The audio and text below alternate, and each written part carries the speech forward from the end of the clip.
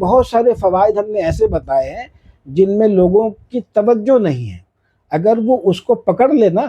تو سمجھے کہ اس میں اعظم اس کے ہاتھ آ گیا۔ آپ میری اس لیے لوگ جو مکمل ویڈیو نہیں دیکھتے، مکمل بات کو نہیں سنتے، وہ برکات سے محروم ہو جاتے ہیں۔ آپ میری جتنی نشستیں ہیں، میں اپنے تمام احباب کو یہ تلقین بھی کرتا ہوں کہ آپ ہر ایک نشست کو جا کر کے، خواہ وہ آپ کے مقصد اور مطلب کا نہ بھی ہو تو اس کو آپ سنیں، اس میں آپ کے لیے روحانی معالج کے لیے اس میں کوئی نہ کوئی ایسی بات ضرور ہوگی جو اس کو کسی کتاب میں نہیں ملے گی،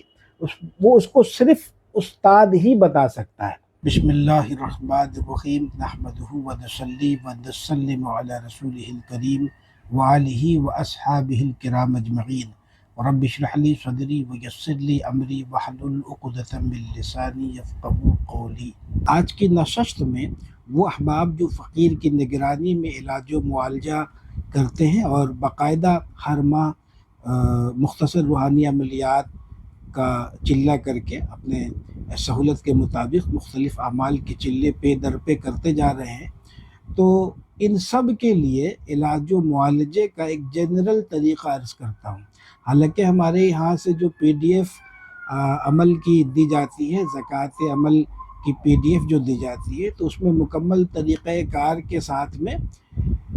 اس عمل سے کام لینے کا طریقہ بطور مثال وہاں پہ لکھا ہوتا ہے۔ اس کے ساتھ میں اکثر PDF میں ہم یہ بات لکھ دیتے ہیں کہ اسی پر موقوف نہیں ہے اور لکیر کا فقیر نہیں بننا ہے کہ جس طریقے سے لکھ دیا گیا ایسے ہی آپ کو علاج کرنا ہے، بلکہ آپ عامل ہو گئے، آپ اپنے ثوابدید پر کسی بھی طریقے سے اس کو آپ استعمال کر سکتے ہیں۔ یعنی اگر کسی دوسری جگہ پر کوئی معتبر طریقہ لکھا ہے اور صحیح طریقہ ہے اگر، تو آپ اس کو برت سکتے ہیں، اس میں کوئی حرج نہیں ہے۔ ہو سکتا ہے کسی PDF میں کسی عمل کی تفصیل میں یہ باتیں اس قدر مفصل نہ لکھی گئی ہوں، تو اس حوالے سے میں موٹی موٹی چند باتیں عرض کروں گا، وہ احباب اس کو ذہن نشی کر لیں۔ دیکھیں، سب سے پہلے تو آپ یہ سمجھ لیں کہ آپ نے اگر کوئی عمل کیا ہے تو آپ یہ سمجھیں کہ آپ کے معالجے میں اس عمل کی روحانیت داخل ہو گئی، اگرچہ آپ اس عمل کا نقش لکھ کر کے نہ دیں، اگرچہ آپ وہ عمل پڑھ کر کے دم نہ کریں۔ وجہ اس کی یہ ہے کہ آپ مختلف اعمال اور اوراد و وظائف جو روزانہ آپ کرتے پڑھتے ہیں، اور یا آپ پہلے آپ نے کوئی عمل کیا ہے، بعد میں آپ نے کوئی عمل کیا، یا اس کے بعد آپ کوئی عمل کریں گے فیوچر میں، تو یہ سارے اعمال جو ہے، ان سارے اسماء و آیات کے جو رنگ ہیں یہ آپس میں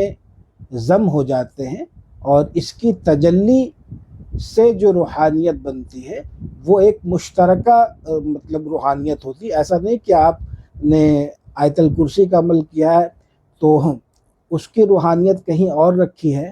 اور درود تاج کا آپ نے عمل کیا ہے تو اس کی روحانیت کہیں اور رکھی ہے، اس کا تصرف کہیں اور رکھا ہے، اور وقت ضرورت آپ کبھی آیت الکرسی سے کام لے رہے ہیں، کبھی درود تاج سے کام لے رہے ہیں، ایسا نہیں ہوتا ہے۔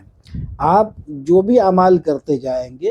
تو آپ کے وجود میں، آپ کی روح میں جہاں جو اس کا مستقر ہے، جو اس امانت کی قرارگاہ ہے، جائے قرار ہے، کہ جہاں پہ یہ روحانی چیزیں جو سب اکٹھی جمع رہتی ہیں، وہاں پہ کوئی امتیاز نہیں ہوتا۔ آپ نے ایک ورد شروع کیا اس میں ذات کا، پھر آپ نے اس میں رحمان کا ذکر شروع کیا، پھر آپ نے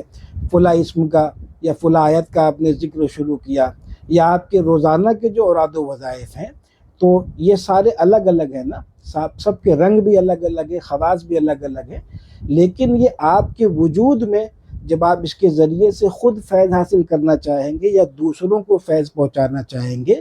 تو اس وقت یہ تمام اسماء و آیات کی جو تجلی ہے یہ مل کر ایک روحانیت بنتی ہے، اور وہ روحانیت جو ہے وہ لوگوں کو فیض پہنچانے کا ذریعہ بنتی ہے، یا اس روحانیت کے ذریعے سے آپ فیض پہنچاتے ہیں۔ تو اس میں آپ کے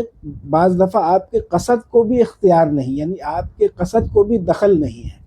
کہ آپ یہ مان لیں کہ آپ نے یہ ارادہ کیا کہ آیت الکرسی سے رد سحر کا یہ عمل کر رہے ہیں، آپ نے درود تاج کا بھی عمل کیا ہوا ہے، تو اس کی روحانیت بھی اس میں معاون ہے،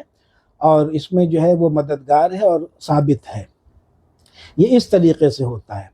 تو سب سے پہلے تو یہ ایک موٹی سی بات سمجھ لینی چاہیے کہ آپ نے کوئی عمل کر لیا تو آپ کے روحانی علاج میں تاثیر بڑھ گئی، اگرچہ آپ اس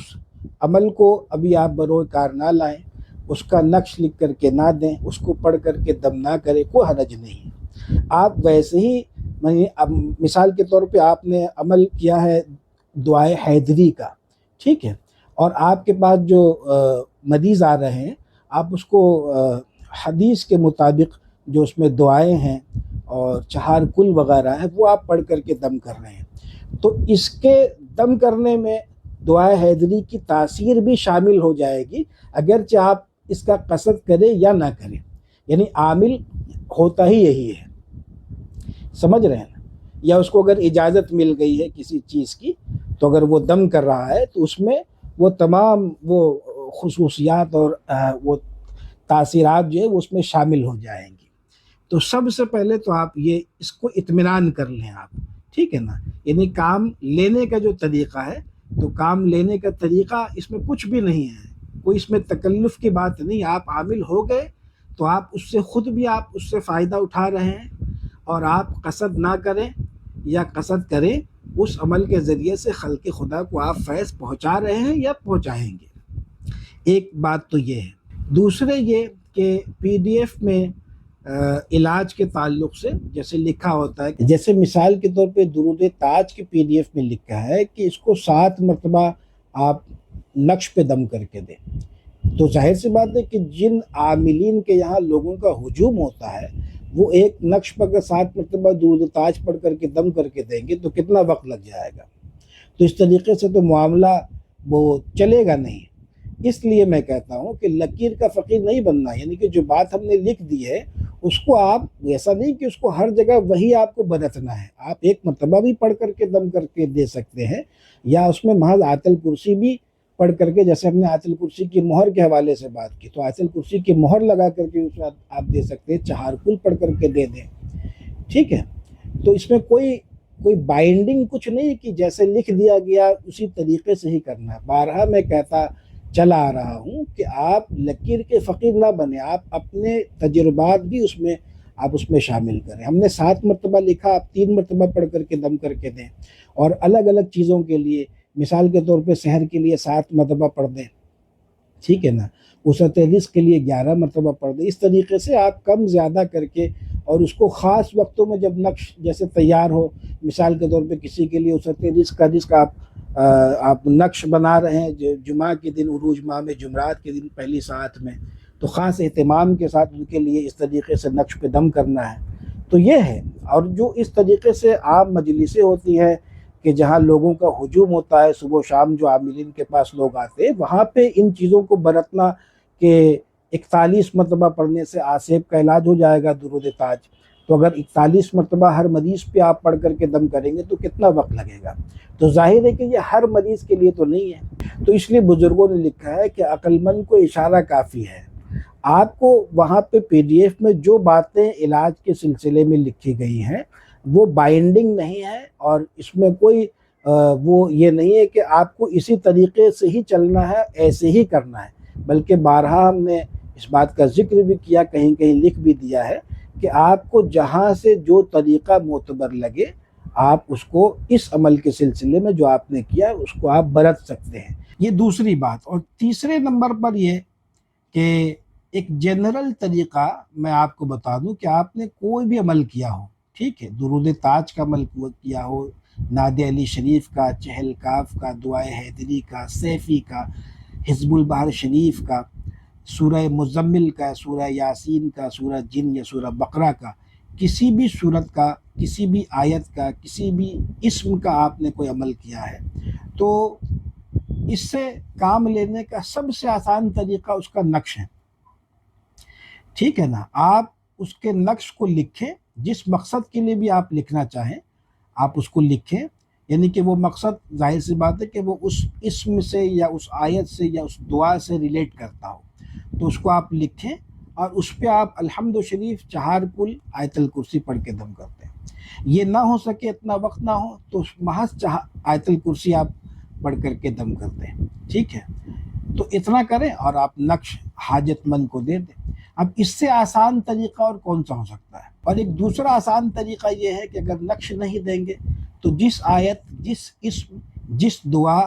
یا جس صورت کا آپ نے عمل کیا ہے، اس کو سائل کے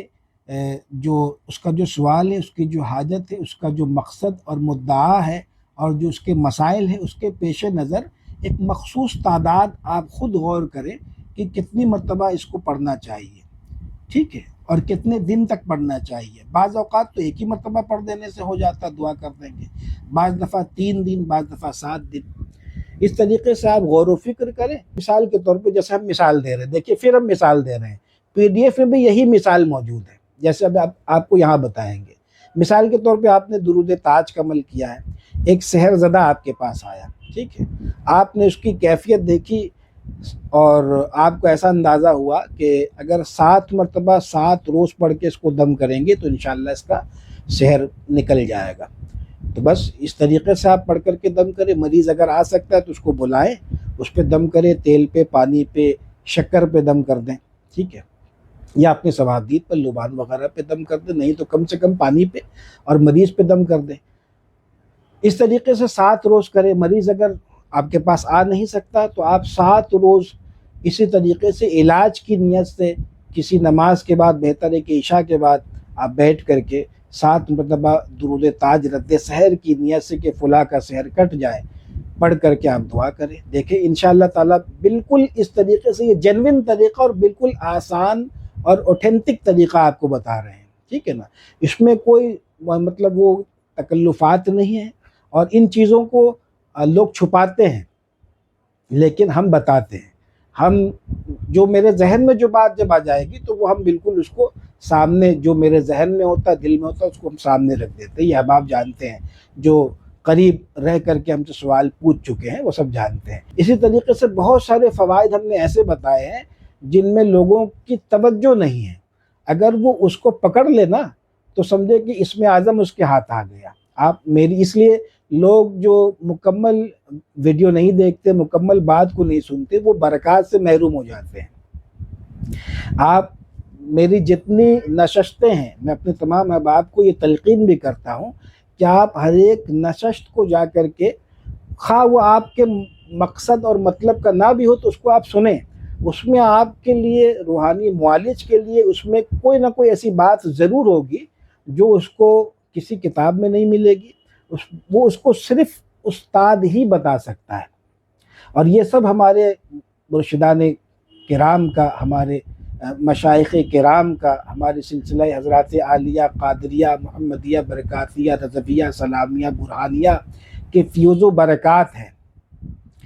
تو آپ اس کو سنیں گے، میری باتوں کو غور سے سنیں گے، اس میں کوئی ایک ایسا نقطہ نکل کر کے آئے گا جو آپ کی رہنمائی کا سبب بنے گا۔ اس کو آپ خیال رکھیں۔ اور یہ 3 باتیں جو ہم نے اس نشست میں عرض کی علاج کے حوالے سے، اس کو آپ ملحوظ رکھیں گے۔ نمبر 1 تو یہ کہ آپ نے عمل کر لیا تو آپ کو اب بالکل مطمئن ہو جانا چاہیے اور اس کی فکر میں نہیں رہنی چاہیے کہ اس عمل سے آپ کام کیسے لیں گے۔ بس آپ نے عمل کر لیا تو کام لینا شروع ہو گیا اور کام دینا شروع ہو گیا۔ نمبر 2 یہ کہ آپ جو ہے PDF میں جو طریقہ کار جو دیا گیا ہے عمل کا، آپ اس کو برتیں، اس طریقے سے اس میں حذف اضافہ بھی کر سکتے ہیں اور اپنے تجربات اس میں شامل بھی کر سکتے ہیں، ٹھیک ہے؟ اس میں آپ تصرف بھی کر سکتے ہیں اپنے ثوابدید پر، اور جہاں کوئی طریقہ اس عمل کے حوالے سے اوتھینٹک ملے تو اس کو آپ برت سکتے ہیں۔ نمبر 3 یہ کہ سب سے آسان کہ آپ نے جس آیت، جس صورت، جس اسم کا عمل کیا اس کا نقش لکھیں، اور وہی صورت یا وہی آیت یا وہی دعا، جیسے دعا حزب البحر کا نقش ہے، ایک مرتبہ دعا حزب البحر پڑھ کے دم کر کے نقش پہ آپ دے دیں، جس مقصد کے لیے لکھا آپ نے اس کو ذہن میں رکھتے ہوئے۔ اور یہ کہ آپ اسی اسم یا دعا یا آیت یا صورت کو حاجت مند کے مقصد اور اس کے مسئلے کو مد نظر رکھتے ہوئے ایک مخصوص تعداد میں پڑھ کے اس کے لیے دعا کریں۔ تو انشاءاللہ تبارک و تعالی مجھے امید ہے کہ احباب کو اس نشست سے فائدہ ہوگا اور اللہ تبارک و تعالیٰ سے دعا ہے کہ آپ کے علاج و معالجے میں خوب برکت ہو. اللہ تبارک و تعالیٰ آپ سب کو اپنی حفظ و امان میں رکھے. اللہ تبارک و تعالیٰ آپ سب کو حاسدین، معاندین اور شیاطین اور جنات اور برے انسانوں کے شرور سے اللہ تعالیٰ محفوظ رکھے، ہم سب کو محفوظ رکھے. اللہ تبارک و تعالیٰ ہم سب کو علم نافع، رزق واسع اور خیر کثیر عطا فرمائے. السلام علیکم ورحمۃ اللہ وبرکاتہ. لا إله إلا الله وحده لا شريك له له الملك وله الحمد وهو على كل شيء قدير.